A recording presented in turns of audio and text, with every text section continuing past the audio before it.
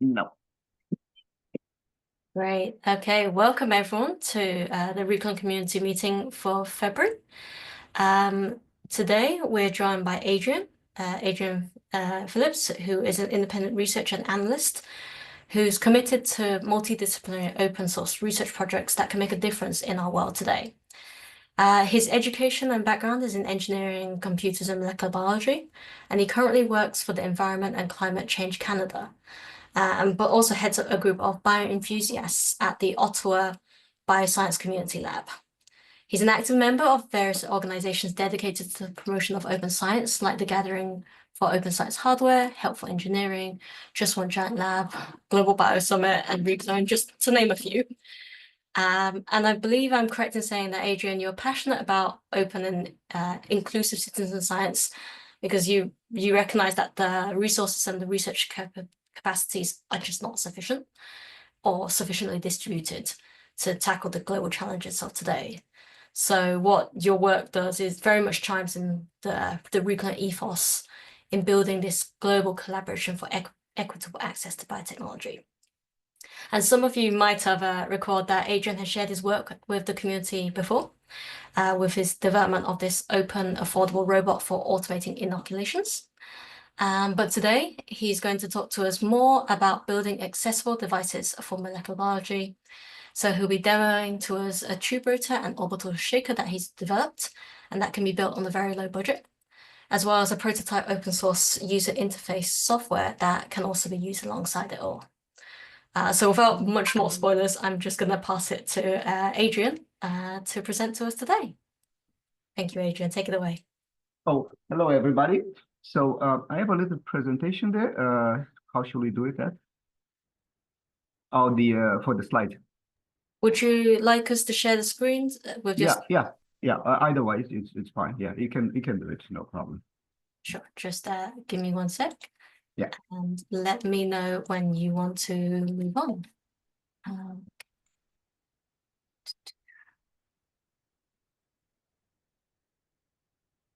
Okay. Perfect. Yeah. So this is online already. It's actually Google Slides, so it should be in there. Okay. So let's go to the next slide there. The next page. Okay. So I've been. I mean, in the effort to do molecular biology kind of on a budget, on the shoestring kind of thing, I kind of started a group in here, and we also build some of the devices because obviously they are fairly expensive to get the commercial ones. Okay, and today I'm going to show you two of them that I built in, well, one I built about 2 years ago, and one I built, I guess, last year, which is not too long ago.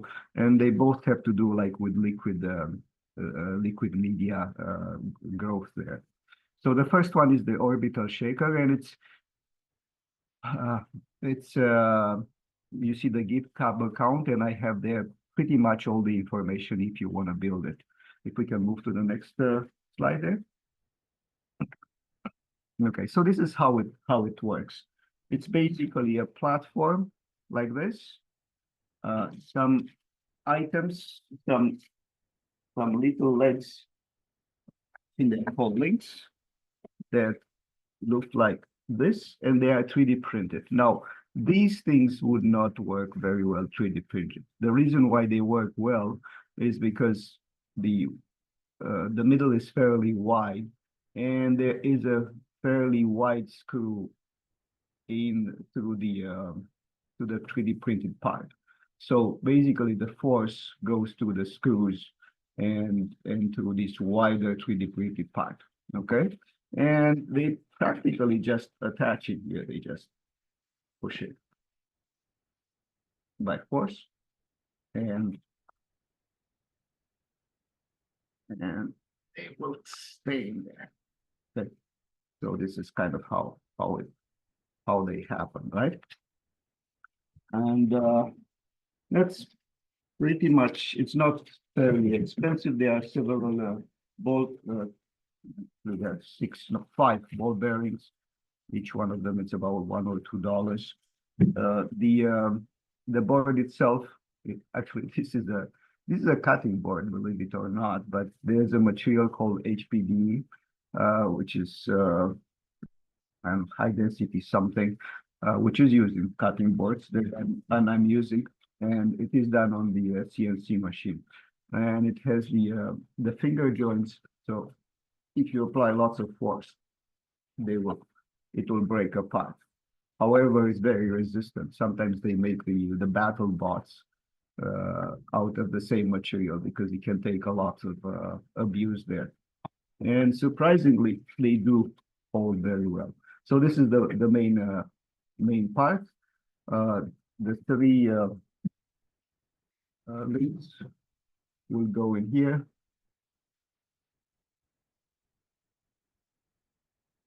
You have to kind of force them, and you get the platform on top of that. And that's pretty much it. It takes about 10 minutes to cut, about 2 hours to print. And yes, so what's interesting about this compared to the other ones that you might find on in the open source? So I tested this at 300 RPM for weeks, okay?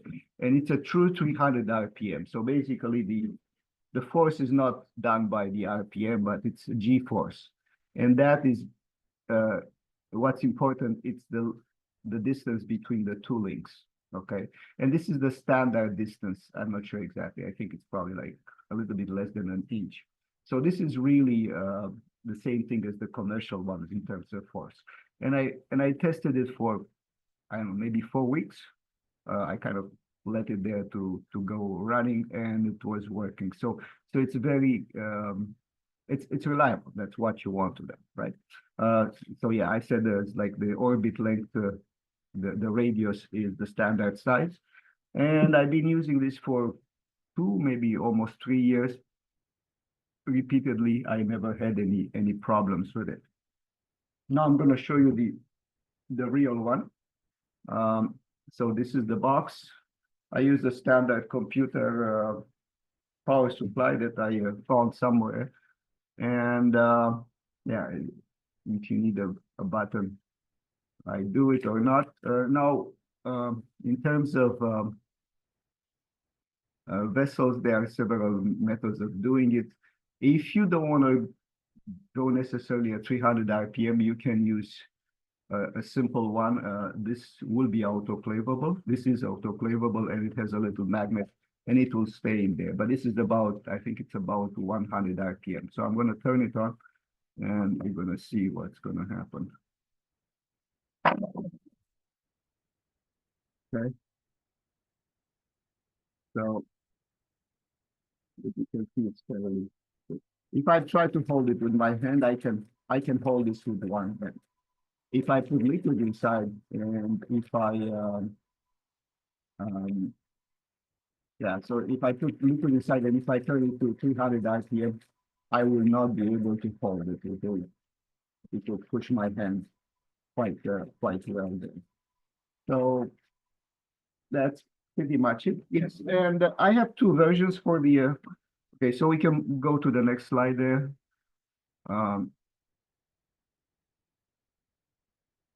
Okay, so yeah, so it does generate a lot of force.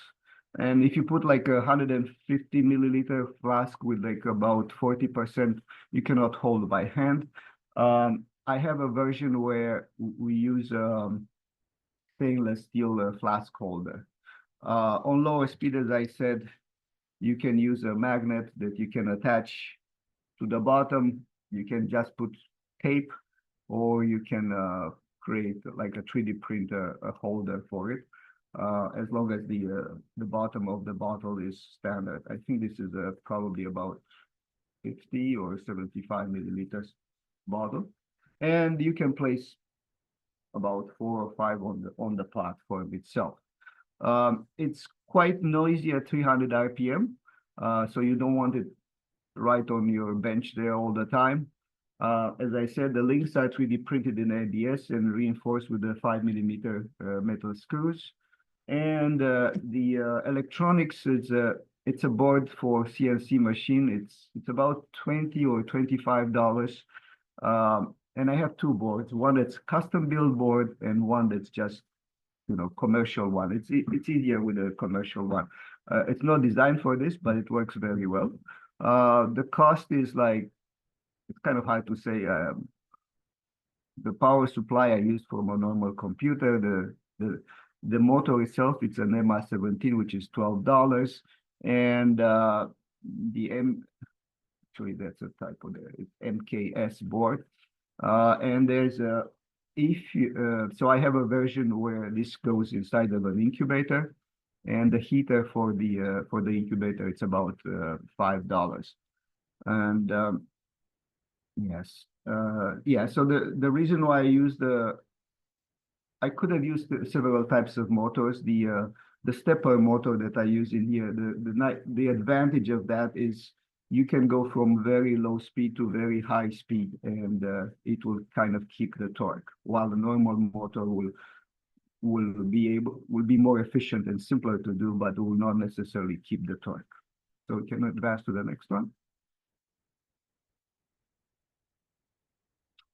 Okay.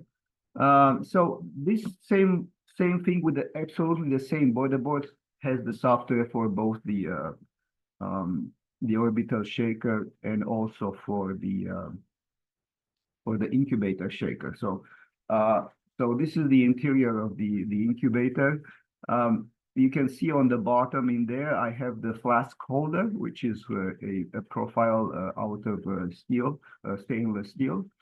And in the back, you see the black thing, it's a fan, which circulates the air inside the incubator to maintain the same temperature. The red or orange stuff that's kind of below the fan is the heater.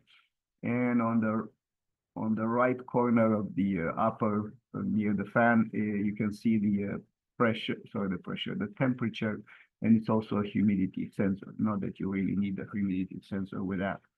Okay, so that's pretty much it. I managed to do, I mean, the simplest way is to take a flask and there's a special foam cap that will allow it to breathe, and I managed to do all kind of cultures to a fairly high density there. I didn't measure the density, but it was probably 0.4 at OD 600. So it's working, it's reliable, and it's fairly cheap. Yeah, so the platform has some spaces in here where you can attach different different other holders, and also on the bottom there's again some holes that you can attach it to something heavy in case, or you attach it to the inside of the incubator in case you need it. So that's one of them, and it's fairly, I use this quite often there. Okay, so now let's move to the next one. Okay, so the tube rotator. Normally I don't do things that, so my philosophy is like, when I create these, first of all, I make them for myself, so they have to work. The second thing is I'm trying to do them in such a way that they can be documented. I mean, it's okay to take a power supply from a computer, but if you recover something from another piece of electronics that you can have around the house, I cannot do that, because then not everybody will have exactly the same piece of electronics that they can recover from. So I'm trying to get components that you can purchase. But normally well, I'm concerned obviously about price, but I'm very concerned about functionality. So it has to be functional and it has to be robust. One thing that I'm not necessarily very concerned, it's about the aesthetics, and sometimes my devices can be a little bit more cumbersome. Now, if you have an orbital shaker, a good orbital shaker, you can do liquid cultures, which means that you can get obviously high density cultures. And you don't really need a tube rotator. Okay, so for many years I didn't even think about a tube rotator, and then I've decided, okay, well, I'm going to give a try for one. And there's only one reason why a tube rotator is nice compared to the orbital shaker, is because the tube rotator is very quiet. Okay, you can keep it on your workbench. You can put it by your night table there. It's not gonna wake you up. So that's the main reason. Okay, so let's and of course it's perfectly described in the link in there in the GitHub. And if we move to the next page. Yeah, so this is how it looks like.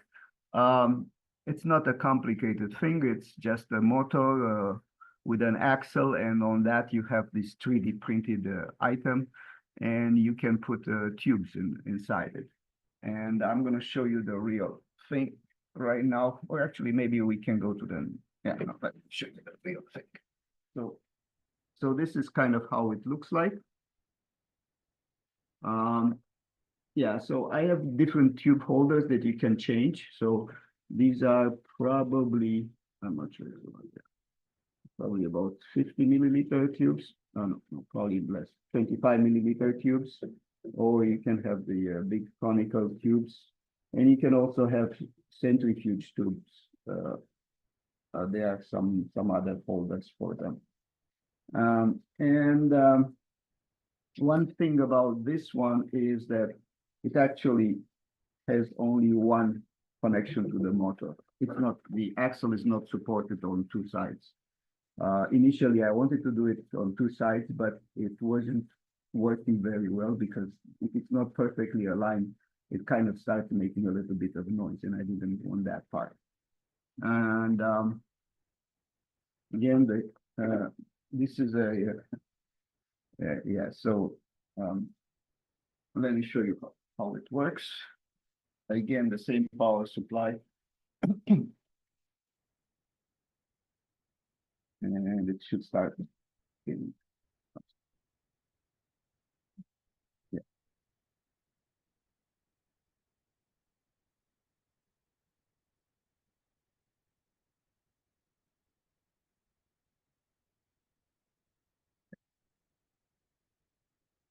And it will spin forever.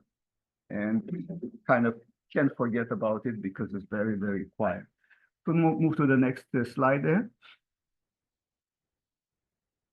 Okay, so as I said, this connection is kind of important. Between it connects the motor to the assembly there, and it allows you to have only one connection instead of two.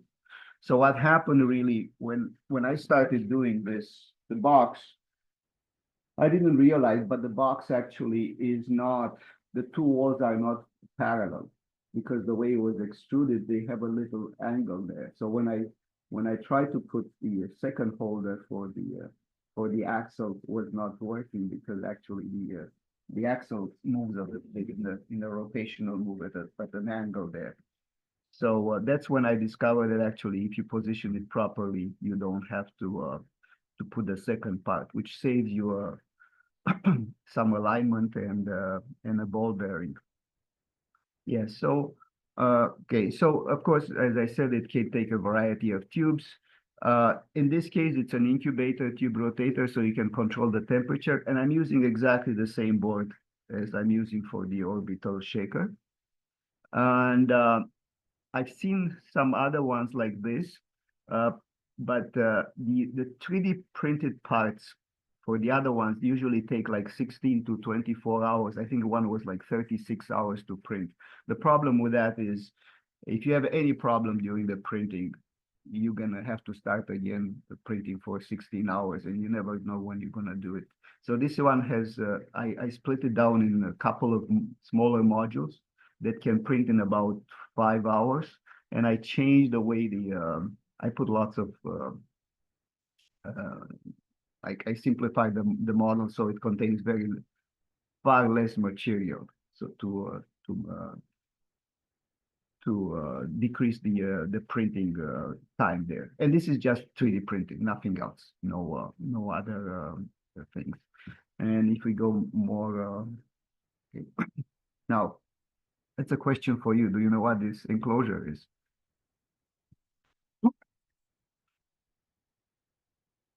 Anybody? has any ideas? It's a Brita filter. It's a water filtration filter. Yeah. See, this is where the spout was. And on top, you put the filter there. So, of course, this actually, yeah, you can even see it. So, yeah, so the idea was it can be done because the motor is connected only to one place. You can accommodate any box. So any plastic box, like a Tupperware, like a bigger Tupperware container would work too, no problem. One thing is the heater element on the bottom can get a little bit hot. So I usually put a piece of metal uh, beneath it to kind of distribute the heat a little bit and protect the plastic from getting melted. But this is not a high temperature. Usually I work with 37 degrees, so that's not a problem. Okay, and okay, so let's move to the next one. Yeah, so so I was trying to do a lamp experiment, and which so far it didn't work yet. But at one point, actually, Scott, thank you very much for that, suggested that I have to be a good idea to check the primers because because some people publish the wrong primers. I didn't calculate them myself. I took them from a paper because I thought it was safer. The problem with LAMP is that, well, I was using the 4 primers version, not the 6 primers, but it's still complicated with 4. And I was trying to figure out how they loop around and to try to understand how it is. I looked on the online for software. There is software to calculate, to find the primers, but there is no software to verify that existing primers really work or not, right? So I didn't know what to do, and I was trying to do it by eye, but it was a little bit too complicated because, you know, the primers are long. You have the hairpins and the other stuff. And I decided, okay, I thought I'm gonna do it on paper. Actually, if we move to the next slide there, I think I kind of show you. Yeah, okay, go on one more slide. Okay. So then I thought, okay, I'm gonna do it on paper. I'm gonna cut the paper and I'm gonna see it like that.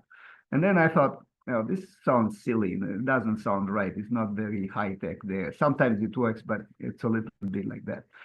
And then I realized, you know something, I don't have an open source software that I can extend where I can do things that I would like to. For instance, 2 years ago, I had to do some software to verify that some submissions to reclone for the free genes, the sequences were satisfying some criteria, and I had to do some kind of like a script. Okay. In the past, I used to work with Genius, which has a very good way to extend the functionality. Now, BenchLink, which is not really free, it cannot allow you to change the function, to extend the functionality. And SnapGene, I don't have a license for it, so I'm not sure exactly if it allows you to extend the functionality or not. But then I realized that actually we do not have an open source software for that is equivalent to BenchLink or SnapGene or Genius, and that's kind of a pity. So if we go one more slide there. Okay. Yes. So before I thank you for your attention, I'll maybe if I can get the control, I can show you the software itself.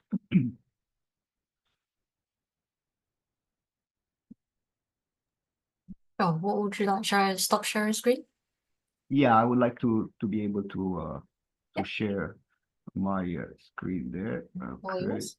Yeah, I will. Yeah, I want to do. Okay. So, okay, can you see it? Yep, I can see your screen. Okay. Perfect. Okay. So this is the software. And then, so I did this software only for the lamp initially, okay? But then I thought, you know something, this can be extended to create like an open source software for you know, like generic one. And it's fairly easy because at this point I'm using a library, maybe you probably heard of, it's called BioPython, and it's quite well maintained. It's been there for many years, and it's quite powerful. So the task of making a new software, it's pretty daunting. But if you have a proper API already there, it's not so hard. And it took me about 2 months to get where I am. So some of the features, of course, let me see. Yeah, so you can load a sequence there, and you can see the sequence. You can, of course, scroll to it. You can see where the items are. So one of the things that I saw, I'm doing some how to grow. I have a small group working as a TA or a node for how to grow.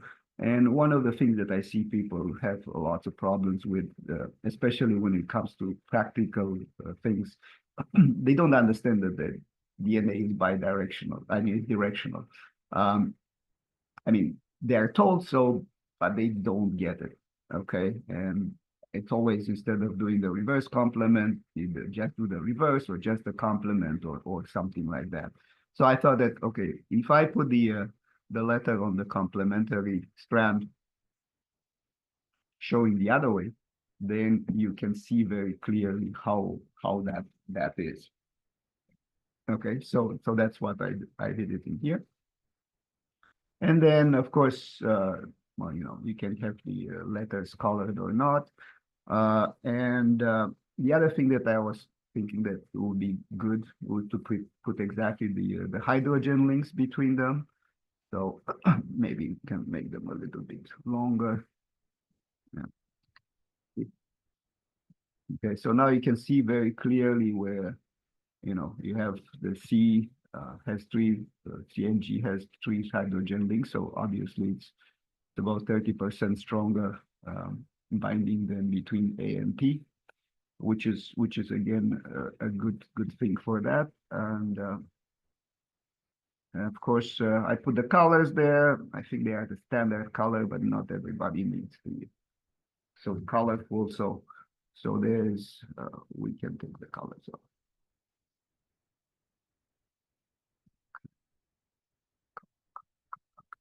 So we can enable and disable the colors. I kind of like them colored. Okay. Okay.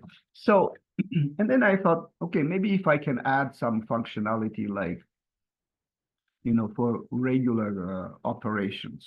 Okay. So let's say that obviously you load a sequence, you can scroll to it. You can add a or you can denaturate the strand. So I have a denaturate button in here that will denaturate the strand. And the F3 and F3C, these are just some annotations. And of course, I can add a primer. Let's say I add, let's say the F3, the forward primer for lamp in here. And we're going to see it in here. And then I can say anneal, and it will go to the proper place. Okay. And then I can try to do elongate. And okay. Yeah, so it did elongate. You can do it only once. So you can see that it elongated, and you can see that it's properly elongated. In lamp, it's a little bit more difficult because I'm going to delete that one. Or let me start from the very beginning. So so this is a gene, actually a port gene that I was using for the lamp. So in lamp, it's a little bit more complicated because the primer is more like a Gibson assembly primer that has an over like one. It's longer than it partially anneals basically. So let's look at, it's called F1CF2. So, and it's in here. And it actually has two parts, one that anneals, and it will anneal somewhere in here. Oh, I put F2C, you can see. And one that doesn't anneal, then it kind of flaps in the wind there. So if I can say anneal in here, you're going to see that it is actually annealing, but it's only partially annealing on the F2 and anneals to the F2C marked sequence there, but the F1C does not do that. Okay, so that's how it works in there, and I can say elongate, and again it elongates all the way to the end. Okay, and then the other part that was kind of difficult was to do to try to do the hairpins, and it's a partial hairpin, so it's partial support for hairpins. I don't think that normal soft I don't think that Benchling or Snapgene offer hairpin functionality. This is just for the edges, for the beginning and for the end. So excuse me. If I delete these parts, the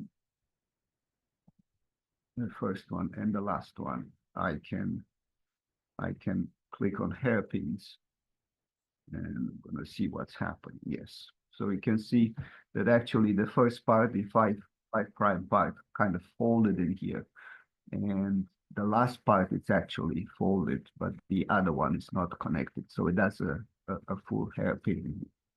Okay. Now, one of the interesting things about LAMP, where I see all these explanations, and I'm going to show you from the beginning. If I reload this one, okay, I did denaturate this. If I add this primer, okay. Now, they don't really tell you, but actually this primer, it doesn't anneal necessarily in here. As a matter of fact, it anneals on the top strand too. So with this one, you can see that really happens.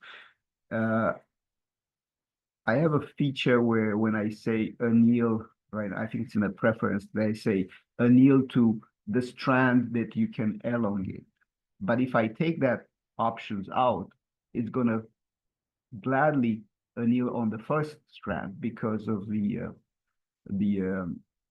F1C, which is the part that actually forms a hair loop on the bottom strand. Normally, it actually does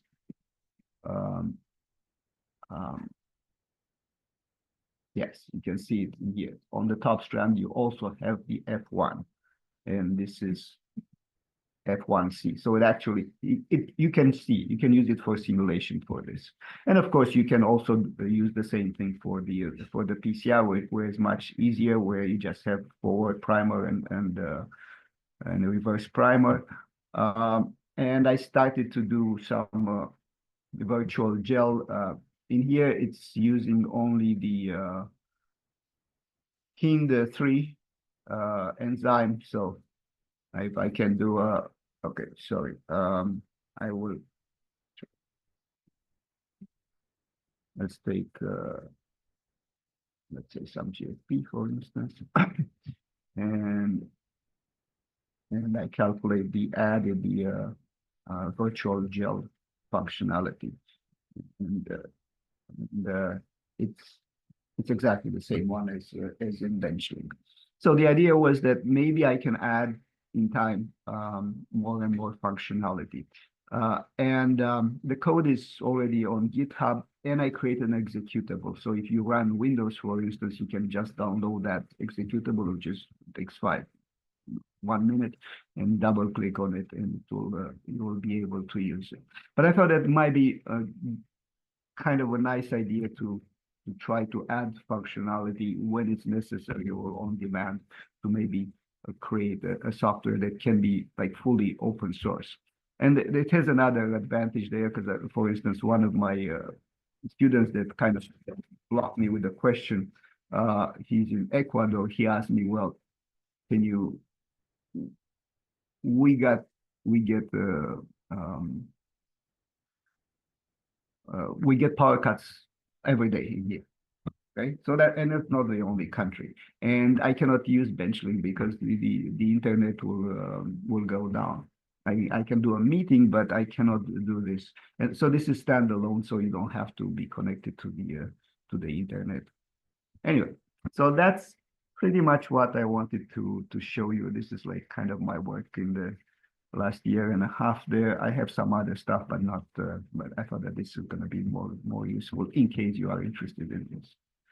Thank you very much. Really appreciate you being with us. Thank you, Adrian. Thank you for demoing all of this to us.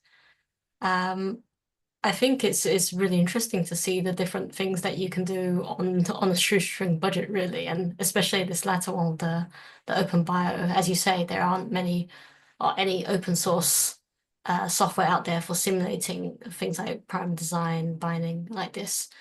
So very excited just looking at your GitHub page now to see more about it. But before we go further, shall I see who in the audience has any questions? I believe, Severin, you were posting something earlier on when Adrian, you were showing the orbital shaker. Would you like to ask your question yourself, or do you want me to voice it for you?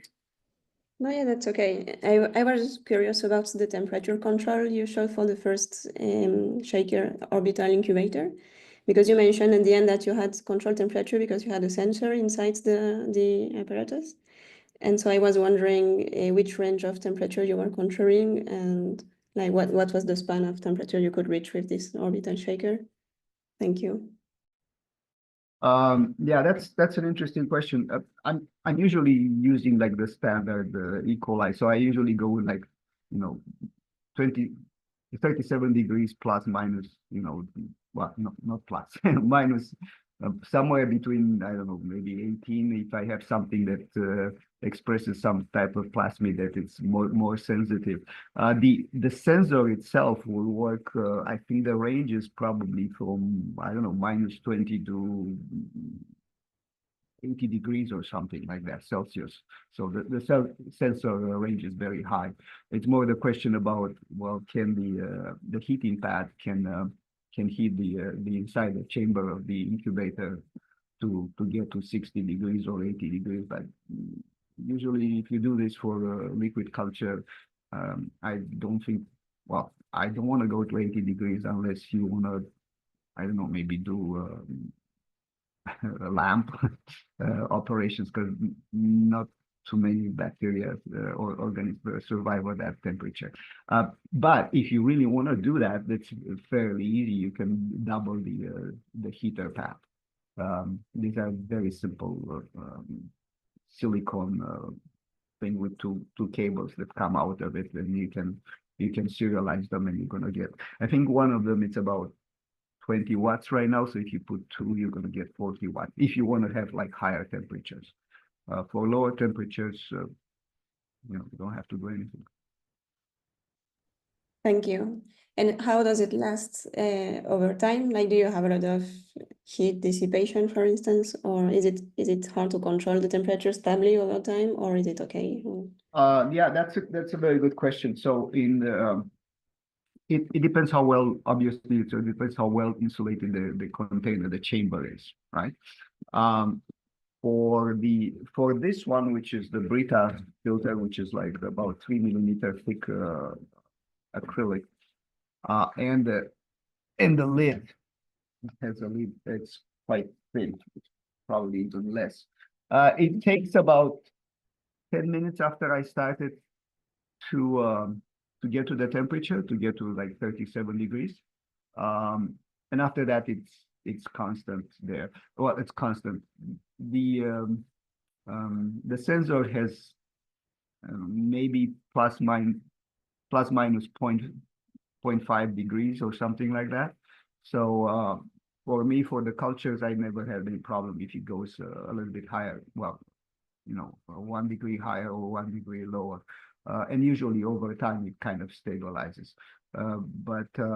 Yeah, if you have a better container, the time that you have to wait at the beginning, it'd be probably lower. And I have done that for some other ones, like the excuse me, the one that I have for the orbital shaker is probably takes only about 5 minutes because I put some foam around it, and that's not a problem. At one point, I was even thinking for the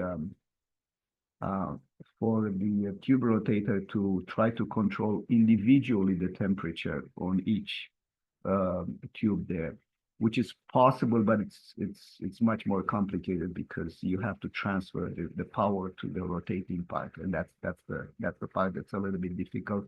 I was thinking to use one of those infrared thermometers, like the one that you use for children to basically get the temperature while the tubes are rotating. And that's kind of possible. It'll be nice if you want to do some optimization, some temperature gradients, but I didn't. I'm not sure if I'm going to go on, invest time in that unless I really, really need it. At this point, I don't. Okay, thank you very much, Adrian. You're very welcome. So Adrian, you've clearly been using this for your own research and your experiments. Have you had many other people try using building the shakers and all the other different tools you've developed? I have some people that in my group there, and I have a couple of them that made the shaker, the orbital shaker part of it, and they are using. I don't know but I mean, as long as they are on GitHub, maybe people will use it, maybe don't. I have no idea. So I wouldn't be able to tell, but I'm sure that it's affordable and it works. So it'd be nice to have lots of people using it. Definitely. It's always nice to hear the kind of the use cases, like, someone used this in a school to teach kids how to, incubate or how to make things even. So I'm just curious if you've heard any stories back. Well, I did some school demos and they look kind of cool because they move and the kids love that one. Yeah, so I did use them in that respect, and the tube rotator goes the same way. And actually, since I made the tube rotator, I try to use the tube rotator if I can, and not use the shaker incubator, because the shaker incubator it's a little bit more awkward to put the it takes it's a little bit more it's noisier, so that's the main reason. The problem with the tube rotator, of course, is since the tubes are capped, the oxygen depletes in there. So after 6 or 7 hours, the culture starts slowing down. But if you just needed to to do stocks like glycerol stocks or stabs or something that you don't need a large quantity, it works just fine. Well, that's great. Hopefully there'll be a few people on call today who will be able to go through your GitHub pages and make their own tube rotators and so forth, and then tell you how they get on. I always find it's useful for me to get feedback in any case. Absolutely. And in terms of your OpenBio software, I was wondering if you have, because you demonstrated a few different files. You said you got a few GFP files and a few of the primer sequences. From my quick look, I didn't see the example files on your GitHub page. Would that be something you would be happy to share so that people can play and use the examples? Yes. As a matter of fact, if you there's a button there that says debug, and if you click on that debug, you get a larger amount of vertical menu items, and there are some samples files that are actually included in the executable. So you can kind of load them straight from there. But yeah, I can certainly put, and there's one for the PCR where I put like a forward primer and a reverse primer. Yeah, I was thinking that, yeah, maybe it's gonna be a good idea to put, you know, like 3, 4, 5 samples there to kind of show how it works. Like if I'm not sure, I'm still sharing, right? Yes, you are. So I press on this toggle debug in here, and you can see now on top I have operations, enzymes, and then I have this PCR sample, for instance. If I click on the PCR sample, it will pictures. Yeah, it will load it. Come on. Yeah. So this was like a full operation. So yeah, that's another thing there. So I can, and I'm gonna add a little bit of automation in which way to capture a number of these operations like denaturate, anneal, check for hairpins, and so forth. And you can put them to execute them, you know, maybe like every 1 second or 2 seconds. So for instance, if I click on this PCR sample, it actually loads the one sequence, it adds the 2 primers, it anneals the primers, it elongates on both strands, and then it deletes one of the strands, and that's why it takes like 5 seconds or so. So this one, the PCR sample, has the files are already in there. Let me see, do I have the? Let's see. But yes, it's a good idea to add more samples there. So yeah, and this is another functionality that I was thinking to add is, you know, create this list of operations in which you can execute them if you want a demo to somebody. And it also has like all these preferences, so lots of preferences. So you can change the color, you can oh yeah, there's another feature in here that I thought it might be interesting. Let me see this one. If I go back to this one, many times when I used to look at this, work with this, the sequencing can be very, very long, and you kind of go over the sequence, and there are lots of bases there that you don't usually need to look at. So many times after you put the features, you just look at the features, right? But then it's like this barrel land there where there's nothing, and you have to scroll until hopefully you get another feature in there, which in this case it doesn't happen. So I put this other button that basically removes everything that doesn't have a label. Okay, so that will make for, you know, good to see only the essential there. And I call it shrink. And as you can see now, I can see pretty much all the places I can really forward the 2 forward primers, actually the 3 forward primers and the backward primers in here without having to scroll, and it's easier to understand. And in gray, I put the areas that I kind of compressed, and I put only like three letters from those areas. So that was a long answer to a short question. Thank you. No worries, but it's a fascinating software. As I said, it seems like a first of its kind to be open source and simulate, for example, the hairpins and such. So definitely worth playing about and seeing how it actually works in our hands.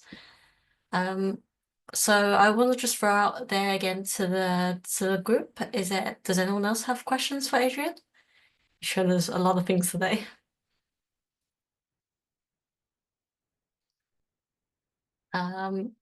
If not, I guess we can call it a bit done here, and have a look at through your slides and through your GitHub to see what we can play with in future.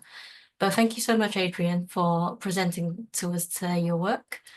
and hopefully you'll get a lot more feedback to help improve and potentially get the community on board to develop OpenBio even further.